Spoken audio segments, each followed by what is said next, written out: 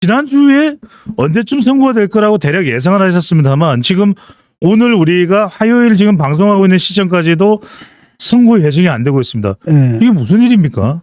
늦어지고 있는 건데 되게 많은 사람들이 이제 이르면 지지난주에 될 거다라고 했는데 그건 너무 성급했고 예. 그래서 대다수가 뭐라 그러냐면 지난주 그러니까 14일에 선고가 내려질 것이다라고 믿었는데 너무 넘겨뛰었잖아요. 근데 이번 주도 딱 들어왔는데 월요일 지났죠. 오늘 화요일이죠. 아무 얘기 없잖아. 그러니까 내일 만약에 그 선거 일정이 공고가 되지 않으면 그 다음 주는 또 넘어간다는 얘기거든요. 다음 주는 이재명 대표의 선고도 있고. 네. 근데 아마도 많은 사람들은 아직까지는 아마 내일 늦어도 모레쯤에는 선거 일정 그게 나올 텐데 모레는 너무 늦잖아요. 예. 이틀 정도는 앞에서 하거든요. 그러니까 내일 중에 그래도 선거 일정을 밝히지 않을까 헌재에서 그렇게 예상들 하고 있습니다. 그런데 모르죠 또 어떻게 될지. 이 시점까지 이야기가 나오지 않는 걸 보면 20일은 조금 물 건너가고 내일 선고 예정이 된다면 21일은 또 가능성이 있는 건데. 네. 어쨌든 이번 주 금요일 아직까지는 그게 유력한 가설이에요. 가장 많은 사람들이 가능하다고 보는 게 내일쯤에 선거 일정을 공고하고 이틀 후인 금요일에 선고를 할 것이다. 이게 이제 많은 사람들의 예상인데 모르죠 또 그게 어떻게 될지. 아니 근데 교수님 우리가 한때 교수님도 그 이야기 하셨지 않습니까? 헌법재판소의 속도가 빠르다. 이런 이야기도 하긴 하셨습니다. 근데 그거에 비하면 이렇게까지 선고가 늦어지는 이유. 일각에서 이야기하는 헌법재판관들 사이에 뭐 집단 일종의 갈등설. 그게 사실일까요, 교수님? 그거는 이제 국민의힘에서 좀 희망회로로 돌리는 것 같아요. 그러니까 국민의힘에서는 어떤 가능성을 얘기하냐면 되게 기각 아니면 각하다. 이렇게 얘기를 하죠. 근데 제가 볼 때 기각 가능성은 사실 희망사항에 불과하고 이게 사실 말이 안 되잖아요. 그 비상대권이라는 게 분명히 헌법의 요건이라는 게 있는데 발동 요건이라는 게 있는데 거기에 맞지 않게 행사됐기 때문에 위법이다라는 건 너무나 분명하거든요. 그래서 이 사람들이 주장하는 건 뭐냐면 이런 거라는 거죠. 헌법적으로 비상대권은 헌법 밖에 있다라는 거예요. 그러니까 언제가 비상인지 언제가 비상한지 판단할 권리는 대통령의 고유 권한이라는 거예요. 그러니까 우리가 볼 때는 저 비상 아니야. 근데 대통령이 비상이야. 그럼 할 수 없다라는 거지. 이거는 사실은 옛날에 이거 칼 슈미트라고 나치 법학자가 주장하던 얘기거든요. 극단주의라고. 그래서 이건 받아들이기 힘들어가지고 내가 볼 때는 기각 가능성은 거의 없고요. 두 번째는 뭐냐면 조금 더 논리적인 건 뭐냐면 각하 가능성이거든요. 이건 뭐냐면은 아마 이 부분이 문제가 되고 있을지도 몰라요. 민주당도 문제죠. 이 사람들도 항상 그러니까 법의 법적 절차라든지 이런 것도 꼼꼼하게 지키는 게 아니라 마구마구 그 바깥에 장외의 힘을 빌어가지고 마구마구 몰아붙이잖아요. 막 극한까지 막 몰아붙인단 말이죠. 그러다 보니까 어떻게 되냐면 탄핵 소추할 때는 다 집어넣은 거야. 내란죄까지 다 집어넣었단 말이에요. 다 집어넣었는데 문제는 뭐냐면 내란죄가 딱 그 안에 들어가 있으면은 판단을 해야 되거든 헌재에서는. 그 헌재가 길어져요. 그 개개산에 대해서 판단을 하려면. 그러다 보니까 도중에 뭘 해주냐면 그 내란죄 부분을 뺐거든요. 뺐는데 그러면 어떤 문제가 생기냐면은 예를 들어 안철수 같은 사람. 안철수는 뭐라고 얘기를 합니까? 나 그때 그 탄핵에다 찬성을 했는데 만약에 거기서 내란죄가 빠졌으면 난 찬성 안 했을 것이다라고 얘기를 하거든. 이거는 절차상 문제가 있는 거라는 거예요. 그렇기 때문에 이 지적은 내가 타당하다고 봐요. 왜냐하면 이렇게 됐을 경우에 내란죄를 뺀다라고 하면 국회에서 다시 의결을 거쳐야 되는 거지. 그래야 절차적으로 아무 흠집이 없게 되는 거예요. 그런데 문제는 뭐냐면 지금 이 상황 속에서 다시 국회로 넘어가게 되면 거기서 탄핵의 의결이 될까요? 안 될 가능성은 없을 것 같은데요. 없죠. 그러니까 이게 이제 민주당에서 꼼수를 부리다가 걸리더라도 판단하게끔 내버려둬서 내는 문제거든. 제끼에 제가 넘어갔다. 자기가 그냥 빼버린 거예요. 근데 이거는 진짜 그 문제가 좀 돼요. 이건 좀 문제가 될 수가 있거든요. 그래서 이 부분의 문제가 지금 있죠. 그래서 제가 볼 때는 좀 늦어지는 이유는 가장 대표적인 게 바로 이건 것 같아요. 이 문제인 것 같아요. 내란 일단은 혐의에 두 가지가 다 있는 거죠. 한편은 실체적인 거라는 거죠. 일단은 그 내란죄 이걸 판단해야 되느냐 말아야 되느냐. 일단 탄핵 소추에선 빠졌지만 한 번 올라왔었던 것이고 그다음에 또 탄핵 심판의 가장 중요한 이유가 바로 그 내란 혐의거든요. 이거 빼고 뭐 그 인용을 하든 기각을 하든 이걸 빼고 판단할 수 있을까? 그러니까 이걸 또 판단할 수가 있어요. 판단하는 시간이 오래 걸릴 수가 있는 거고 두 번째는 바로 그겁니다. 이건 아픈 부분인데 절차상의 문제가 있지 않느냐. 예를 들어 안철수 같은 사람 봐라. 만약에 내가 처음에 처음에 했던 소추 안에 내란죄가 빠져 있었다면 나는 탄핵에 찬성하지 않았을 것이다. 라고 했단 말이죠. 라고 한다면은 그럴 경우에 사실 다시 한번 의결을 거쳐야 되는 건데 예. 또 거치지 않고 그냥 올라왔다라는 거죠. 이거는 이제 뭐가 되는 거냐면 절차상의 하자가 될 수가 있는 거죠. 그러니까 이 부분을 갖다가 설명하기 위해서 굉장히 시간이 오래 걸릴 거라는 겁니다. 이 부분은 내가 볼 때 그 헌법재판관들 사이에서 이견이 있을 수가 있거든요. 왜냐하면은 그게 물론 하자긴 하자인데 이게 정말로 탄핵심판 전체를 갖다가 무효할 정도의 중대한 하자인가. 아니면은 뭐 그건 하자가 있지만은 그럼에도 불구하고 그 심판을 내리는 데는 큰 지장이 없다라든지 이런 의견들이 아마 있을 거예요. 분분하게. 근데 그런 부분들을 명확하게 설명해 주지 않으면 기각이 되든 인용이 되든 간에 어떤 식으로 결론을 내리든 간에 받아들인 사람들이 받아들일 수가 없거든요. 예. 특히 만약에 인용이 됐을 경우에는 국힘에서 받아들이겠냐라는 거예요. 또 국힘 지지자들이 받아들이겠냐라는 거죠. 그러니까 바로 그것 때문에 신중에 신중을 기할 수밖에 없고 그래서 내가 볼 때는 그것 때문에 길어지는 것 같아요. 교수님, 지금 국민의힘에서는 예. 탄핵 각하 이야기, 이전에는 이제 기각을 이야기를 많이 했었는데 방금 전에 교수님 말씀하신 대로 절차의 문제, 그것도 이제 윤석열 대통령 서울중앙지법 구속 취소 결정 이후에 이 이야기를 많이 하는데 교수님께서 판단하시기에는 각하 가능성은 있는 것으로 보이시는지요? 그렇게 크진 않다고 봐요. 아하. 각하 의견을 주장하는 사람이 있을 거예요. 헌법재판소. 다수라고 보진 않거든요. 다수라고 볼 수는 없는 게 일단은 절차상 무리가 있다라고 하더라도 예. 그것이 정말 그로 인해 가지고 왜냐하면 각하라는 것은 결국 뭐 똑같은 효과잖아요. 기각과 똑같은 효과거든요. 그런데 그것 때문에 이런 절차상 흠결 때문에 이걸 기각과 똑같은 그런 결정을 내릴까? 저는 그건 조금 비개연, 별로 개연적이지가 않아요. 아하. 그래서 그렇진 않고 아마 그럼에도 불구하고 이 부분 때문에 헌법재판관들 사이에서 논쟁이 있을 수는 있다. 예. 논쟁이 있고요. 그다음에 어떤 식으로든 그 합의를 보기 위해서 지금 시간이 좀 길어지는 거고 판결문을 쓴다 할지라도 그 부분이 그 헌법재판관들 사이의 논의가 어떻게 돼서 어떤 결론으로 귀결됐는지 이걸 꼼꼼하게 담느라고 아마도 시간이 더 필요했던 게 아닌가. 저는 그렇게 추정을 해요. 이 가능성이 네. 가장 크다고 보고요. 교수님 조금 궁금해서 나눠보겠습니다. 만약에 이제 21일 내일 예정이 돼서 21일 선고가 내린다면 더 미루지 않고 21일 선고를 내리는 이유는 뭘까요, 교수님? 아니 낼 때가 된 거지 무슨 이유가 필요해요? 그럼 그 시기가 그냥 왜냐하면 지금 빨리 내려야 되는 게 예. 지금 늦게 내리는 게 여당에 유리하고 야당에 불리한 건 맞아요. 근데 이런 문제는 여야 유불리를 따질 문제는 아니거든요. 지금 트럼프가 등장했잖아요. 트럼프가 등장했는데 우리는 파트너가 지금 없어요. 그런 가운데 뭐 민간 국가 지정이니 뭐 이런 예민한 문제들이 있고 좀 있으면 관세 전쟁을 해야 돼요. 관세를 가지고 트럼프랑 같이 맞짱을 떠야 된단 말이죠. 그러니까 FTA를 없애자는 얘기 아닙니까? 그런데 우리는 지금 파트너가 없는 거예요. 최상목 대행이 가잖아요. 예. 저쪽에서 차관보가 나와요. 아. 급이 안 맞아. 쉽게 말하면 대통령이 가지고 트럼프 보세요. 대통령도 막 무시하잖아. 캐나다 총리한테 뭐라 합니까? 캐나다 우리 51번째 주가 주다. 그 다음에 누굽니까? 우크라이나 대통령 딱 보고 넌 양국도 젤렌스키. 없냐? 막 이런 식. 이런데 권한대행 이런 거 가지고 되겠냐라는 거예요. 그래서 이건 빨리 이 혼란은 정리가 되어야 되는 거고. 예. 이게 사실은 국제 신인도에 굉장히 불리하게 작용하고 있거든요. 그래서 이 문제는 빨리 적용돼야 되기 때문에 유불리를 떠나가지고 빨리 판결을 내리는 게 맞아요. 기각, 한참 얘기를 했는데 기각 가능성은 그렇게 크지 않거든요. 근데 기각 가능성을 얘기하는 사람들 예를 들어보면은 좀 황당해요. 아니, 왜 마은혁을 그렇게 억지로 임명하려고 드느냐. 이거거든요. 알고 그러니까 보면. 지금 8명 중에 5대3. 5대3이면은 기각이 될 수밖에 없으니까 마은혁 헌법재판관을 그렇게 지금 넣어서. 박찬대 원내대표가 더불어민주당 원내대표가 심지어는 지금 차상목 권한대행에게 빨리 임명해라. 최후 통첩이다. 이러는 이유 자체가 6명을 확보하지 못했고 그래서 마은혁을 집어넣으려고 하는 것인데 이 말씀인 거죠. 그렇죠. 근데 두 가지 문제가 있어요. 그 가설에는. 첫 번째, 헌재에서 일어난 일을 누가 알아? 이 사람들은 뭐냐면은 민주당에서 헌재에서 어떤 일이 일어나고 있는지 다 알고 있다라는 전제하에서 민주당이 그 정보를 입수해서 지금 5명이야. 1명 더 필요해. 이거잖아요. 예. 근데 헌재에서 일어나는 일을 알아요? 나도 모르고. 모르죠. 언론도 모르고. 절대 헌법재판관들은 그 내에서 얘기되는 걸 가족한테도 얘기하지 않거든요. 그러니까 그건 말도 안 되는 거고. 두 번째로는 뭐냐면은 어차피 임명을 해도 지금 끝났거든요. 변론이 끝났기 때문에 탄핵심판 결정에 참여할 수가 없어요.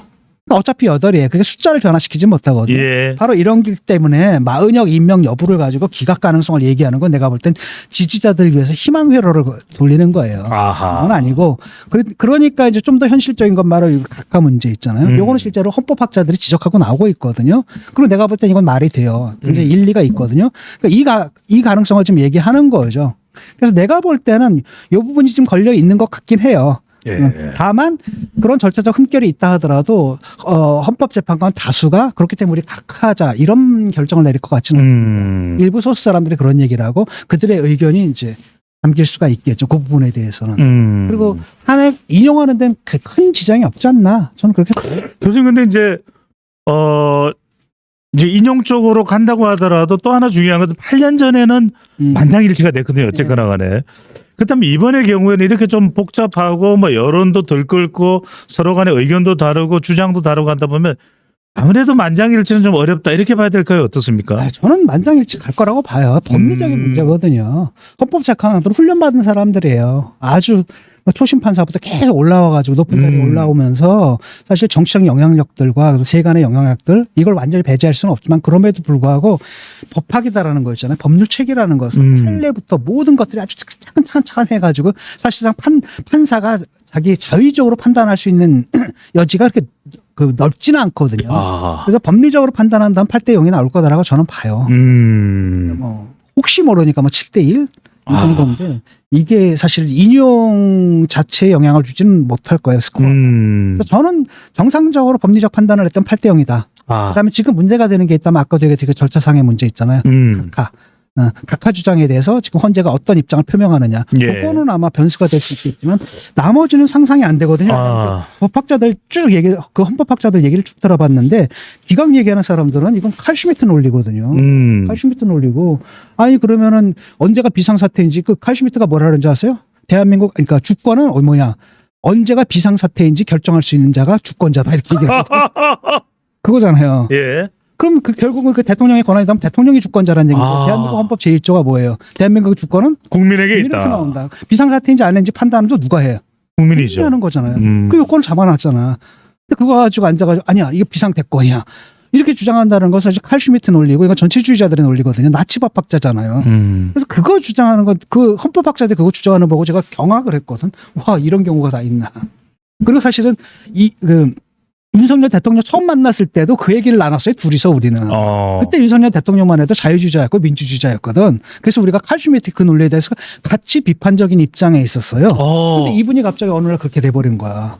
자기가 비판했던 그 입장이 돼가지고. 윤석열 대통령과 당시에 대통령 되기 이전에 교수님 만났을 때 칼슈미트를 놓고서 비판을 하셨군요. 그렇죠. 같이 얘기를 했어요. 제가 왜 그 컬럼을 썼거든요. 그랬더니 내가 미학 전공하는데 법학자 얘기가 나오니까 굉장히 신기했나 봐요. 그래서 어떻게 그 칼슈미트는 어떻게 알았느냐. 그래서 같이 막 얘기를 했거든요. 얘기를 하는 가운데 그때 뭐라고 얘기를 했냐면 그래서 그게 이제 결단주의적인 헌법관이라 그래요. 그 독재 정권 때 박정희가 그랬잖아요. 비상이야 그럼 긴급 조치 때리고 막 했잖아. 예. 지금 다 무효화됐잖아.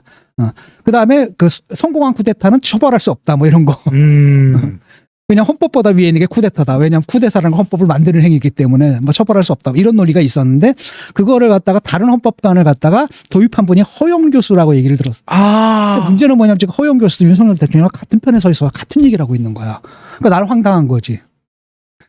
그때 저 사람들이 나한테 가르쳐 준 게 윤석열이야. 그 얘기를 갖다 그걸 나한테 가르쳐 준 게 윤석열이었거든. 근데 그 사람이 앉아가지고 당시에 자기가 했던 거랑 180도 다른 얘기를 하고 있는 거고 그때 나한테 소개해 준 그 헌법관을 갖다 칼슈미트적 헌법관을 결단주의적 헌법관을 갖다 바꾼 사람이 허영이라고 했는데 이 두 분들이 지금 그 결단주의 헌법관을 얘기하고 있는 거예요 지금.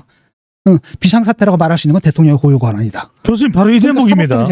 사법적인 판단의 대상이 없다. 이 대목입니다, 없다. 교수님. 이런 거죠. 네. 조선일보에서 그래서 인용 기각 각하에 대해서 교수님 말씀하신 허영 교수는 포함이 안 됐지만 유력 3명의 헌법학자가 다른 의견이에요. 그게 조선일보가 이제 장난친 거예요. 장난친 겁니다. 여건데 9대 1이라고 해봐요. 지금 여론이 9대 1이라고 합시다. 9대 0이다. 이쪽에서 한 사람 의견 들어보고 저쪽에서 한 사람 의견 들어보고 그러면 어떤 느낌이에요? 비슷해 보이네요. 그렇죠. 내가 볼 때는 기각하고 각하는 합쳐가지고 우리는 한 10% 가능성도 안 되고 나머지 9거든요. 그런데 딱 비교해보면 오히려 소수잖아. 기각과 각하는 한 편이니까. 딱 해가지고 오히려. 근데 그런 것들 가지고 장난치면 안 되거든요. 대다수 헌법학자들 의견들은 인용이에요. 극소수가 그렇게 얘기를 하는 거고 그 극소수는 굉장히 정치적으로 또 모티베이트드 돼가지고 막 헌재에다가 막 의견 써도내고 뭐 이런 사람들이거든요. 근데 그 사람들이 다수는 아닙니다. 대한민국 헌법이 있고 대한민국 헌법이 딱 뭐 하겠습니까? 대한민국 주권은 어디서 나온다? 국민에서 나온다. 언제가 비상사태인지 누가 판단해? 주권자가 판단하는, 국민이 판단하는 거고 그게 헌법에 담겨 있잖아요. 전시 아니면 뭡니까? 사변에 준하는 사태일 때 딱 담겨 있고 그다음에 뭘 거쳐야 돼? 반드시 국회의 동의를 받아야 된다. 이런 게 딱 돼 있단 말이에요. 예. 이건 만약입니다. 아직은 뭐 예정이 안 됐기 때문에 만약에 선거가 다음 주로 미뤄진다. 그 나경원 의원이 그런 이야기를 합니다. 이재명 대표 선거 이후에 선거를 해야 된다. 그러면 이제 여당의 입장이 굉장히 좋은 거죠.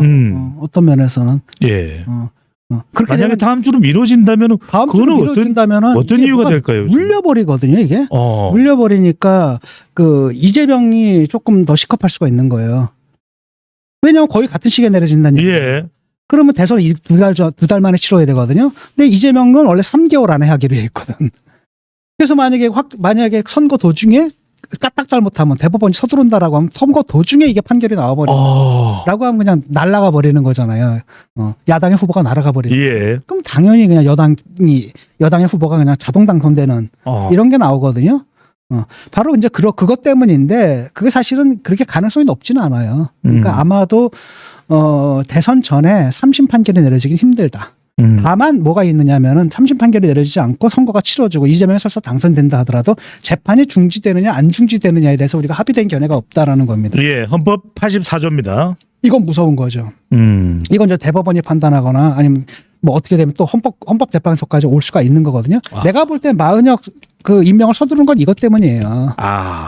이것 때문이라고 보거든요. 지금 탄핵 심판에는 아무 상관없거든요. 예. 그러니까 근데 그게 딱 넘어오게 되면은 이제 자기 편이니까 재판 중단된다라고 이제 헌법재판소에서 때리게 해야 되고 그런 수가 하나라도 더 필요하고 그래서 임명을 서두르는 거죠. 이번 탄핵 심판하고 본질적인 연관이 있어 보이진 않아요. 내가 볼 때는. 알겠습니다. 교수님, 윤석열 대통령의 지금 동향이 궁금합니다. 자, 구속 석방되고 난 이후에 조용하거든요. 오히려 뭔가 좀 강한 메시지를 내지 않겠냐 봤는데 이렇게 조용한 이유, 뭔가 믿는 뭔가 근거가 있는 것일까요? 아니면은 다른 이유가 있는 걸까요, 교수님? 일단은 그 조용히 하라고 시키는 것 같아요. 당에서도 조용히 하라고 시키는데 일단은 뭐 권영세, 그다음에 뭡니까 권성동 대표가 찾아가고 예. 또 그 친윤 의원들이 계속 찾아가는 것 같아요. 그래서 사실상의 관저 정치를 지금 하고 있다라는 얘기가 있고 예. 또 듣지 않으니까 계속 그 의원들한테 전화를 한다 그러더라고요. 그러니까 눈에 보이지 않게 계속 활동을 하고 있는 거죠. 근데 지금 같은 경우에 이제 나서서 활동을 하게 되면 이제 역풍이라는 게 엄청나게 불 거고. 지금 걱정되는 건 뭐냐면 탄핵이 인용된 다음에 이분이 어떻게 할 거예요. 그러니까 지금 승복 문제 이야기가 나오고 있습니다. 승복 지금 안 하고 있잖아요. 모든 사람들이 승복하라고 얘기를 하고 있거든요. 예. 뭐 권행 대행이 뭐랬습니까? 여든 야든 간에 선언해라. 이재명 대표도 선언하고 윤석열 대통령도 선언하고 예. 그다음에 야당 대표 선언해라. 승복하겠다라고. 그래야 국민 화합을 할 수 있다. 근데 윤 대통령 같은 경우에는 딱히 입장을 지금 안 내고 있거든요. 그리고 별로 승복할 것 같지가 않아요. 그리고 승복하게 되면 지는 거잖아. 자기 이제 다 사라져 버리는 거거든. 예. 지금 문제는 뭐냐면 자기 종잣돈은 남은 게 그거예요. 강성 지지층들. 강성 지지층이거든요. 그러니까 조국의 경우를 한번 생각해 봐요. 조국도 어떻게 했습니까? 사실 아웃이잖아요. 예. 근데 끝까지 버티잖아. 끝까지 잘했다고 버티죠. 그럼 또 뭘 만들어요? 자기 팬덤을 만들고, 그렇죠. 자기 당을 만들고. 그래서 결국 뭐까지 해요? 국회의원까지 해먹잖아요. 라고 하니까 그 이후로도 계속 그럴 수가 있어요. 사실 내란죄는 이게 어떻게 될지 모르거든요. 법리적으로 이게 내란이 성립하느냐 안 하느냐 이건 좀 다른 문제입니다. 내가 볼 때 성립할 가능성이 크지만 이게 내란죄가 성립하지 않는다는 반론도 만만치 않거든요. 그게 어떻게 될지 모르는데 그런 상황 속에서 자기가 뭐 어디 있든 간에 옥에 있든 간에 바깥에 있든 간에 계속 자기적 정치적 영향력을 갖고 그냥 바깥 사람들이 아무리 손가락질 한다 치더라도 나를 보호해주는 사람들 안에서 마음이 편하잖아요. 조국도 그랬잖아요. 그다음에 그 사람들을 토대로 해서 결국 막 당을 만들고 당대표가 되고 국회의원이 되고 이게 가능하잖아요. 그러니까 그쪽으로 갈 가능성이 훨씬 높고 그렇게 되면 이제 피곤해지는 거죠, 이제는. 설사 윤석열 대통령의 교수님 말씀은 탄핵 파면이 되더라도 계속 적극 지지층 내에서는 영향력을 유지할 수 있고 대통령이 그 길을 선택할 가능성이 높다. 그렇죠. 그 안에서만 마음의 평안을 느끼는 거예요. 거기서 딱 벗어나 봐요. 다 뭐 내란 수계네 손가락질 한단 말이죠. 그런데 자기를 갖다 알아주는 사람들은 거기 있거든요. 그러니까 바깥을 안 보고 그 세계 안에 갇혀서 그 세계 안에 살려고 할 거라는 거예요. 예. 그럼 그 세계를 계속 유지해야 되는 거거든요. 그러니까 내가 잘못했다고 절대 얘기 안 하고 난 잘했다. 그게 결단이었다. 나를 믿고 믿어달라. 그다음에 나를 지지해달라. 나를 막아달라. 보호해달라. 이렇게 얘기를 하면서 그 팬덤을 계속 가져가거든요. 예. 근데 문제는 뭐냐, 이 팬덤이 국민의힘이라는 정당을 잡아먹어 버린다라는 거예요. 그 국민의힘도 선긋기가 안 되는 거죠. 그럼 계속 끌려갈 수밖에 없는 상황이 벌어지는 거예요. 그래서 제가 빨리 선거해야 된다, 빨리 선거해야 된다 했던 거예요. 예. 자, 상당히 지금 교수님 예상대로라면은 선거 이후에 인용이든 기각이든 상당히 큰 후폭풍이 염려되는 그런 상황입니다. 자, 이번에는 이야기를 교수님 민주당으로 넘어가 볼까요? 네. 자, 일단은 지금 이 대통령 선거 전에 헌법재판소에서 최재해 감사원장 그리고 이창수 서울중앙지검장 등 이 탄핵, 민주당에서 탄핵이 됐던 인물들에 대해서, 인사들에 대해서 기각 결정이 내려졌습니다. 교수님, 그래서 지금 이낙연 전 총리, 국민의힘도 마찬가지지만 이재명 대표가 사과해야 되는 거 아니에요? 결국 대통령의 명분이, 이 비상계엄 명분이 이 줄 탄핵이기도 했거든요. 만약에 조기 대선으로나 향후 정부에서 민주당의 이 줄 탄핵에 대한 후폭풍, 역풍, 영향 어떻게 보시는지? 그게 있으려면은 일단 윤이 먼저 정리돼야 돼요. 그쵸? 그래, 윤 잘못했다. 그래서 우리 정리했다. 탄핵 심판 받았고 형사 고소했다. 그래서 지금 기소가 돼 있다. 그렇죠? 여기 심판이 끝났다. 예. 그런데 또 다른 한편에 또 한편 그런 계엄 사태를 낳는데 결정적인 역할을 하는 게 또 바로 뭐냐? 너희들이 그 무시무시한 탄핵 공세 아니었느냐? 너희들의 그 무시무시한 특검 공세 아니었느냐? 그래서 결국 국정의 발목을 잡은 것, 그것이 사실은 비상계엄이라는 사태를 촉발한 또 하나의 원인이 된 거 아니냐? 그 부분에 대해서 책임을 져야 된다. 이게 그들 책임론으로 넘어가거든요. 이게 지금은 네. 만약에 그 국힘이 만약에 이제 딱 그 탄핵이 인용된 후에 딱 깨끗하게 선을 긋고 예. 그다음에 국힘의 주도권을 누가 잡아야 되냐면 그렇기 때문에 탄핵 찬성론자들이 잡아야 되는 거예요. 탄핵 찬성론자들이 잡고 그다음에 탄핵에 반대하거나 대통령한테 아부했던 사람들 그래가지고 비상계엄 사태를 낳았던 친윤 세력들 이런 사람들이 이선 후퇴하는 모습들 그런 모습들을 보여줘야지 비로소 이 얘기가 되거든요. 그렇게 되면 이제 국민들이 굉장히 찝찝했던 게 윤은 아닌데 그렇다고 일도 아니잖아. 그래서 이 심판론이 그다음 민주당 심판론이 비로소 불게 될 텐데 그 전제 조건은 아까도 얘기했듯이 그 부분이에요. 예. 깨끗하게 근데 지금 딱 보게 되면 지금 상황 같은 경우에는 뭐가 되는 겁니까? 다시 이재명 vs 윤석열 시즌 2가 되는 거잖아. 그런데 이거는 1라운드하고는 다르게 굉장히 불리한 구도가 있는 거죠. 1라운드 때는 조국 사태가 있었지만 이번엔 계엄 사태가 있었단 말이죠. 그 중도층 표심들은 딱 어디로 가 있는지 달라진 거죠. 그렇기 때문에 이건 불리한 게임이 될 수밖에 없는 겁니다. 그래서 민주당 같은 경우에는 지금은 사실 8대 0이 나온 거 아니겠습니까? 예. 그러니까 그동안에 탄핵했는데 이게 진짜 탄핵이 필요해서 한 게 아니다라는 게 이제 명확히 증명됩니다. 온갖 수단과 방법을 가리지 않고 트집을 잡아가지고 억지로 했던 거고 탄핵의 목적이 사실은 정말 국정 운영을 원활하게 하고 이런 차원의 목적이 있었던 게 아니라 자기들의 정치 공세를 위한 수단으로 삼아왔다는 게 드러난 거거든요. 예. 29번인데 요번에 이제 그 결정 난 것만 8대 0이고 나머지는 뭡니까 뭐 각하되고 예. 무효가 되고 뭐 이래가지고 그러니까 솔직히 말하면 29대 빵이거든요 지금. 이게 뭘 의미하냐라는 거예요. 그 다음에 요번에도 판결을 딱 보게 되면 뭐가 되냐면 정치적 목적이 있다는 게 이제 인정이 돼요. 판결을 딱 보게 되면 그 안에 분명히 정치적 목적이 있다. 다만 그렇다고 해서 이게 불법은 건 아니다라고 얘기를 한 거죠. 그러니까 분명히 정책 목적에 따라서 한 거고 하지만 형식적으로 불법을 저지르지는 않았다라는 거고 이것이 의미하는 바는 뭐냐. 민주주의에는 형식이 있어도 이른바 제도적 절제라는 게 있거든요. 내가 탄핵을 할 수 있는 제도적 장치가 있다 하더라도 안 해야 되는 거고 절제를 해야 되는데 그 절제를 안 하고 계속 밀어붙였던 게 이제 민주당의 문제인데 예. 그건 이제 법원에서 볼 때 사법적 문제는 아니고 정치 윤리의 문제라고 본 것 같아요. 그렇게 본 것 같고 그 다음에 이제 또 하나가 이제 최상목. 그렇잖아요. 예, 심우정 검찰총장은 탄핵 이야기하다가 쏙 들어갔습니다. 여론 안 좋았고요.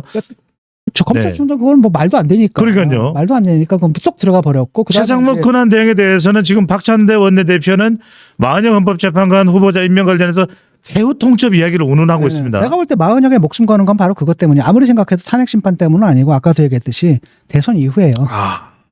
그거 규정이 없거든 지금. 어느 게 다수설인지. 이재명은 무슨 재판 중단되는 게 다수설이라고 하지만 예. 아니거든요. 실제로 우리가 그 당시에 설문조사를 했을 때 다수설은 오히려 재판은 계속된다라는 거였단 말이죠. 그래서 유죄가 나올 경우에는 직을 박탈당한다. 예. 이거였단 말이죠. 근데 이렇게 되면 사실은 명확한 규정이 없기 때문에 이게 대법원으로 넘어가고 대법원이 이제 판단을 해야 되고. 근데 거기서 문제가 되면 또 헌재까지 갈 겁니다. 결국은 헌재까지 갈 거라는 거죠. 예. 그러면 그때 누가 있습니까? 마흔역이 딱 있으면 안심한다라는 거죠. 그래서 내가 목숨 걸고 지금 마흔역을 임명하라고 하는 것 같아요. 헌재랑 예. 상관없이. 근데 어쨌든 그래서 요번에 그 임명을 안 한다 그래가지고 마흔역을 갖다 탄핵을 한다? 사실은 마흔역 씨는 뭐라고 생각하는 거냐? 마흔역 최상 대목은 마흔역이야. 최상목 대행 같은 권한 대행 같은 경우는 부담스러운 거예요. 내가 지금 대행도 아니고 그냥 대행의 대행이잖아요. 예. 대행의 대행인데 이런 것까지 내가 해야 되느냐라는 거고 오히려 한덕수 총리가 복귀하게 되면 자연스럽게 그분이 임명하게끔 그분한테 카드를 넘기는 게 맞겠다라고. 그것뿐인데 그게 탄핵 사유가 돼요?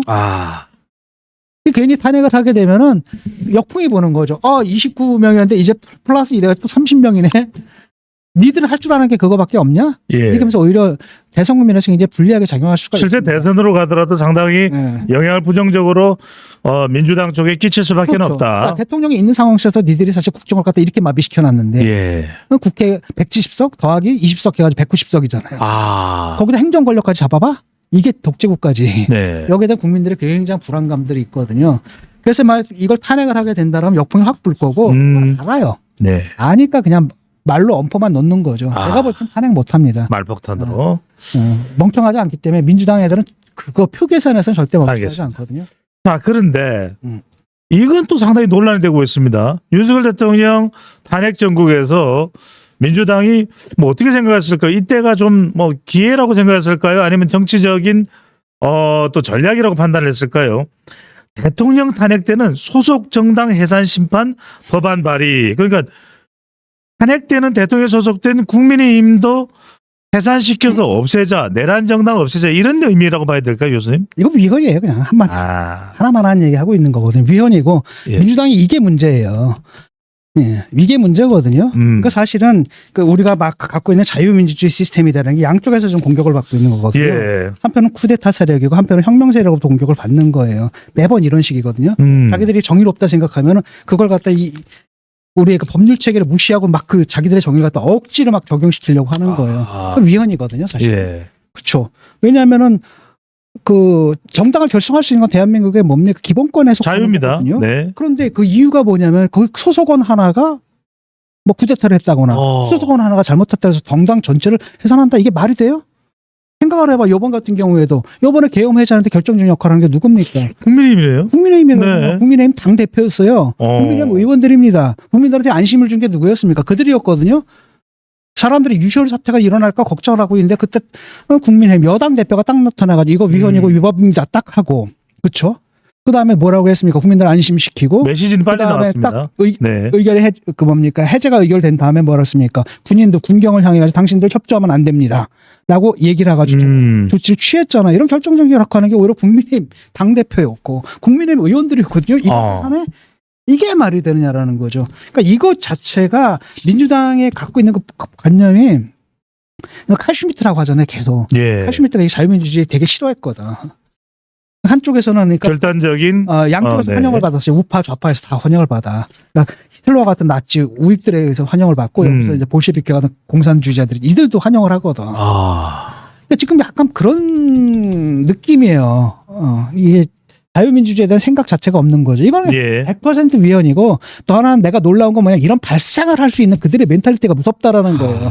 이런 사람들이 만약에 지금 190석이란 말이죠. 거기서 행정 권력까지 잡아봐. 어떤 일들이 벌어질까? 이게 끔찍하다라는 겁니다. 네.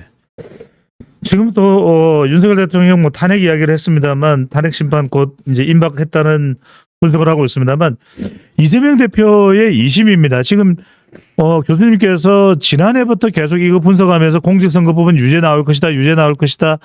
뭐 위정교사는 무죄가 나서 상당히 좀 이건 의외다 말씀을 주셨는데 만약에 이제 윤석열 대통령도 탄핵 인용이 되면 조기 대선으로 가는데 여기에다가 다음 주 이재명 대표까지 2심에서 유죄가 나오면 네. 이재명 대표는 온전할까? 이런 생각 안 해볼 수는 없습니다. 왜냐하면 이낙연 전 총리 같은 경우는 후보를 갈아야 될지도 모른다는 이야기도 나오거든요. 네. 내가 볼 때는 민주당 그냥 막 못 먹어도 고할 것 같아. 못 먹어도 고할 것 같고 이 사람들 확신하는 건 바로 뭐냐면은 어차피 대선 끝날 때까지 3심 확정 판결 안 나온다. 그런 다음에 3심 판결이 안 나오면 그동안에 진행됐던 재판은 어떻게 되는가? 여기에 대한 확정된 견해가 없다라는. 예. 그러니까 이길 가능성 50, 질 가능성 50. 그런데 일단 이게 현실이 되잖아요. 그럼 이걸 대법원도 뭐랄까 부담을 느낄 거라는 겁니다. 아, 대통령 당선자인데 이걸 무효화하는 판단을 내려? 부담스러울 거 아닙니까? 예. 그걸 믿는 거죠. 아. 근데 헌재로 간다 하더라도 헌재는 또 마흔역 있네. 아. 그러니까 이걸 딱 믿기 때문에 이 사람들은 못 먹어도 계속 고하려고 할 거예요. 근데 다른 한편으로는 이제 비명계 주자들은 그걸 얘기를 하겠죠. 이거 굉장히 위험하다라는. 예. 왜냐하면 빨리 떨어질 경우에는 뭐 그럴 가능성 많지는 않지만은 선고 과정 끝나기 전에 그 판결이 나오거나 그다음에 판결이 그다음에 뭐랄까 선고가 끝난 다음에 판결이 예. 나온다 한들 선고가 끝난 다음엔 재판이 계속 진행된다라고 한다면 나라 꼴이 뭐가 되겠느냐. 그러니까요. 이 부분입니다, 교수님. 나라가 하면서 예. 그렇기 때문에 우리 후보가 그런 사법 레이스에서 자유로운 사람이 후보가 되다 이런 얘기를 할 거라는 겁니다. 근데 내가 볼 때는 그 얘기가 별로 먹힐 것 같지는 않아요. 민주당이 하나를 지금 딸딸딸딸 뭉쳐 있거든요. 예. 특히 대통령이 뭐가 됐습니까? 구속이 취소가 됐잖아요. 나오면서 이쪽에서 엄청나게 결집을 하니까 그 반작용으로 이번에 보니까 광화문에 엄청 모였던다. 아. 그다음에 이재명 대표는 지지율이 팍팍 올라갔죠. 그 위기의식을 느꼈다는. 예. 왜? 한편으로 딱 보니까 구속이 취소됐네? 이거 뭐야? 그럼 혹시 탄핵? 이거 기각되는 거 아니야? 아니면 각하되는 거 아니야? 거기다가 뭐 그런 게 있는 거죠. 그러니까 두려움이 있는 겁니다. 거기다가 또 헌재? 왜 이렇게 늦어져? 뭔가 그게 있는 이제 거 아니야? 탄핵 찬성 쪽, 민주당 쪽이 그렇죠. 절박해지는 거네요. 그러니까 불안한 거죠. 그러니까 불안함 때문에 또 이쪽에 잔뜩 뭉친 거예요. 잔뜩 뭉치니까 이재명 지지율이 그냥 거의 50%까지 막 치고 올라간다. 예. 그들이 결집했다라는 거거든요. 그런 상태 속에서 비명계 주자들이 뭡니까? 다른 목소리를 낼 수가 없는 거예요. 다른 목소리를 내던 사람들도 다 뭐예요? 단일 대우를 쫙 짰죠. 이재명이 딱 있고 단일 대표자 가지고 김경수는 뭐 하고 있습니까? 뭐 단식하고 있고 누구는 막 삭발하고 뭐 이러고 있잖아요. 예. 그래서 쫙 단일 대우를 짰단 말이죠. 그래서 이 사람들 생각하는 건 그거예요. 내가 볼 때는 역관계가 완전히 그냥 일방적이다 보니까 유시민 씨가 얘기한 거 있잖아요. 착한 2인자. 무슨 이야기입니까, 교수님? 그러니까 2인자인데 1인자를 들이받지 않는다라는 거예요. 착하게 가서 그 엑스트라 역할을 하라는 거예요. 예. 쉽게 말하면 이제 북한에도 선거가 있잖아요. 북한에 선거가 있고 북한에도 보면은 거기도 여러 당들이 많아요. 조선노동당만 있는 게 아니라 뭐 천도교 청우당도 있고 무슨 삼인당도 있고 막 그런. 듣지 보지도 못한 듣보잡장난이 많네요. 근데 의미가 있어요? 들러리잖아요. 그런데 마치 그 북한이 다당제 국가인 것처럼 이렇게 착각하게 만드는 문의의 역할을 하는 거잖아요. 그 정도 역할을 해라. 사실상 뭐 민주당의 뭐 경선 아니잖아요. 그냥 이미 확정된 거잖아. 근데 경선 분위기를 내는 도우미 역할이나 해라. 예, 그런 역할만 해라. 그런 거고 이 사람들도 딱 보니까 지금 이재명하고 붙어가지고는 승산이 없단 말이죠. 그러니까 차라리 뭐냐면 넘기자. 이재명 대통령 만들어서 넘기자. 그럼 결국은 이 당은 누구 거냐? 우리 거고 옛날부터 이 당의 주인은 우리 거고 이재명이라는 돌이 와가지고 굴러들어오더니 우리를 갖다 빼는 건데 얘는 어차피 오면 임기 채우고 나가게 되면 그 다음 또 누구 거냐? 우리가 차지할 수밖에 없지 않느냐? 예. 그러니까 와신상담하고 참자 이 얘기거든요. 근데 거기서 이제 뭔가 변수가 딱 생긴 거야. 뭐였냐면은 뭐라 그랬습니까? 이재명 그 사람들 보고 검찰과 내통했다. 검찰과 내통했다 딱 얘기를 했거든요. 재작년 체포동의안이 가결된 이유는 비명계 일부와 검찰이 내통했다 이렇게 연결해 버렸죠. 그건 뭐냐면은 니들은 죽었다는 얘기야. 내가 설사 대통령이 돼가지고 니들한테 당을 넘겨주겠냐? 아니라는 거야. 너희들은 꿈도 꾸지 말아라. 니들은 저 내통한 세력이고 간첩들이야. 예. 국힘 간첩들이야. 그러니까 꿈도 꾸지 말아라라고 딱 잘라 말한 거예요. 그러니까 내가 대통령이 되고 설사 나중에 이제 뭐 임기를 마치든 감옥을 갔든 간에 그 당은 친명계로 채울 거다라는 국물도 없어 뭐 이런 거네요. 국물도 없어라고 의지를 딱 표명한 거죠. 근데 그 계기가 됐던 게 이제 왜냐하면 비명계 주자들이 뭘 들고 왔냐 오픈 프라이머리 들고 나왔거든. 이재명이 받을 수가 없어. 그렇죠? 개헌도 들고 나왔습니다. 그다음에 개헌도 들고 나왔는데 두 가지가 있죠. 임기 단축 깼어. 안돼. 나 5년 건데 내가 왜 이거 잘라? 내 임기를 내가 왜 단축해? 예. 두 번째 개헌론의 대부분 내용이 바로 뭐냐면 이 막강한 제왕적 대통령의 권한을 분산시키는 거거든. 예. 그걸 내가 나눠줘? 싫지. 알 수가 없는 겁니다. 이걸 딱 근데 비명계 주자들이 딱 들고 나오는 거야. 협정안 할 줄 알았거든. 근데 협정안이라 딱 나오게 되면은 자기가 딱 소수로 몰리거든. 왜냐하면 개헌이라고 얘기를 하게 되면은 여당과 야당을 떠나서 모든 정치 원로들이 지금 해야 된다고 합의가 이루어진 거거든. 이재명 본인도 자기 해야 된다고 얘기를 했던 바가 있고. 근데 자기가 고립되거든. 그런데 자기를 갖다가 딱 옹호해줘야 될 사람들이 앉아가지고 딱 고립시킨 쪽으로 나가니까 한마디 딱 한 겁니다. 쟤들 원래 뭡니까? 내통한 놈들이야. 딱. 그것이 의미하는 바는 뭐야? 넌 그렇게 취급하겠다라는 거고, 선거, 너희들이 아무리 내 선거를 도와준다 하더라도 너희들은 국물도 없어. 그 얘기를 한 거예요. 그러니까 그거 가지고 사과하라 하는데 이재명 사과합니까? 안 합니다. 그건 시그널이 분명한 거예요. 너희들은 국물도 없다는 얘기예요. 야, 이거 정말 엄청난 분석을 진 교수님이 해주셨습니다. 2017년 탄핵 때 정권을 잡았던 문재인 대통령도 여소야대였지만 이재명 대표가 만약에 대통령이 된다면 여대 야소의 대통령의 권한은 막강해지고 심지어는 헌법재판소도 친정부 성향이 될 가능성이 상당히 높다는 분석입니다. 자, 추가적으로 교수님 하실 말씀이 없으면 민감국으로 넘어갈까요? 이재명 위원 심판제청? 네. 그거는 왜 하는지 모르겠거든요. 이게 뭐 지연하게 좀 더 시간 끌기용인데 이거 뭐 하진 않아요, 애초에. 그러니까 해보는 거예요. 혹시나 하고 그냥 한번 해보는 게 있겠고 또 하나는 뭐 자기 변명이거든요. 사실 뭘 내가 좀 허위사실 공표를 하긴 했지만은 이거 다른 나라는 처벌하는 규정이 없어. 우리만 있어. 그렇기 때문에 위헌을 하겠다라는 거죠. 근데 이거는 이제 대표적인 게 두 가지입니다. 되게 사유가 뭐냐면은 표현의 자유를 얘기를 해요. 예. 근데 표현의 자유는 근데 의견의 자유지 사실을 왜곡할 자유까지 의미하는 건 아니거든요. 그러니까 사실을 왜곡하면은 그거는 이제 우리나라도 명예훼손도 있고 여러 가지 죄를 처벌을 받게 돼 있어요. 예. 그러니까 의견은 자유롭다 하더라도 사실에 대해서 거짓말을 하면 안 된다는 거죠. 특히 이제 공직 선거에 입후보와 후보가 그렇게 하게 되면 유권자들의 선택이 왜곡될 수가 있잖아요. 그래서 이거는 말이 안 통하는 거고 두 번째가 명확성의 원리거든요. 도대체 뭘 거짓말이라고 해야 되느냐. 예. 김문기를 내가 몰랐다. 뭐 등등등. 좀 애매모호한 부분이 있잖아요. 그래서 명확성의 원칙에 위배된다라는 겁니다. 형법은 항상 명확해야 되거든요. 예. 그래서 이 두 가지 얘기를 듣는데 문제는 뭐냐면 여태까지 판례는 명확하다라는 거예요.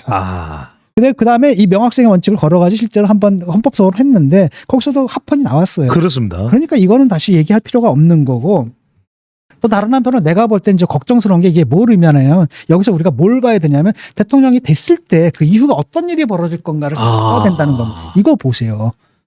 네, 이제 이재명 뭘 할 수 있냐? 입법 권력을 이용할 수가 있거든요. 그러니까 선거법을 바꿀 수는 있어요. 그러니까 허위사실 공표죄를 없앨 수가 있어요. 예. 없애게 되는 거고. 그다음 또 뭡니까? 직권남용. 이거 사실 문제가 많잖아요. 직권남용 또는 직무유기 뭐 이런 것들 애매모호한 부분이 있거든요. 이거 지금 다 걸려 있거든. 그러니까 자기가 걸려 있는 혐의들 이런 형벌 자체를 갖다 폐지하거나 아니면 형량을 확 낮추는 그런 방식으로 바꿀 수가 있는 거죠. 그러니까 자기 퇴임 이후를 위해 가지고 정리를 할 수가 있는 겁니다.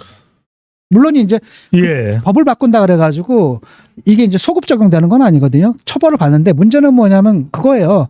일단은 이건 옛날 법이 없어졌어. 라고 한다면은 이 처벌이 강하게 때릴 수 있을까요? 지금은 없어진 법 가지고.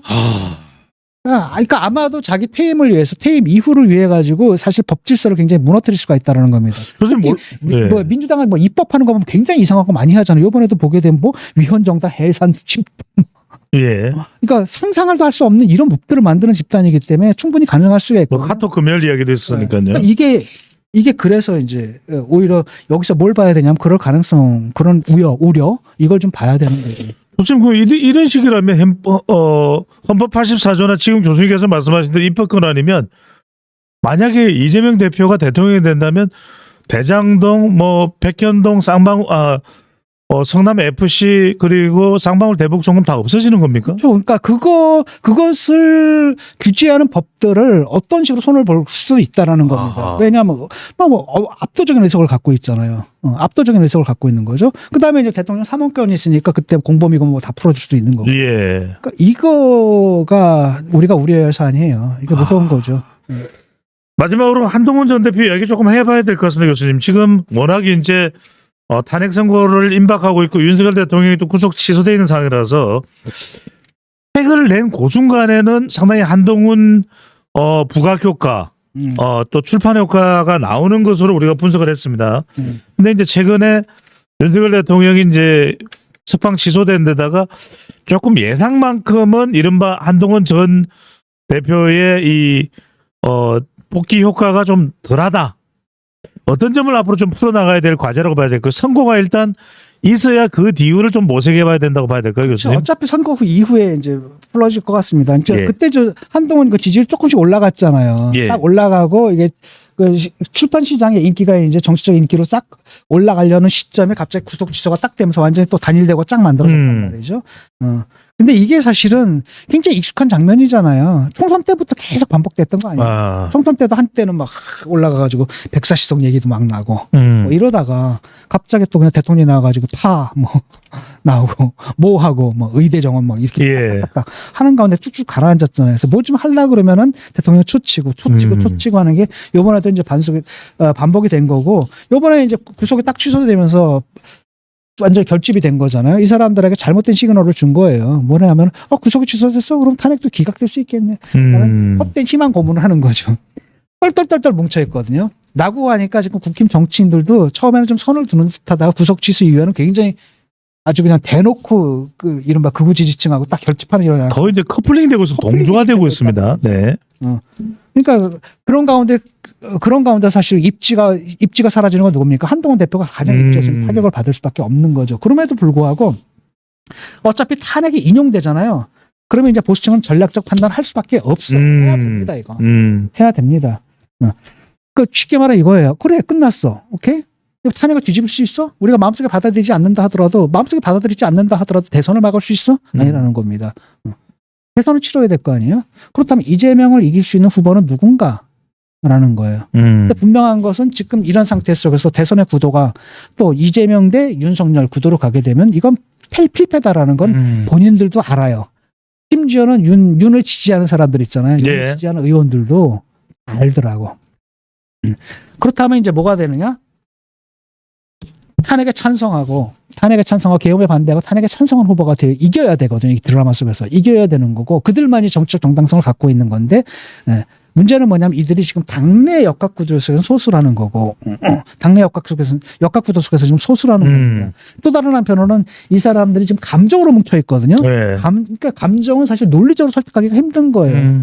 이 감정의 전환을 이뤄내야 되는데 이게 과연 가능할까 이걸 봐야 되는데 사실은 두 번의 그 전략적 선택에 예가 있거든요. 예. 첫 번째가 뭐였냐면은 아주 절실할 때입니다. 그때가 뭐였느냐?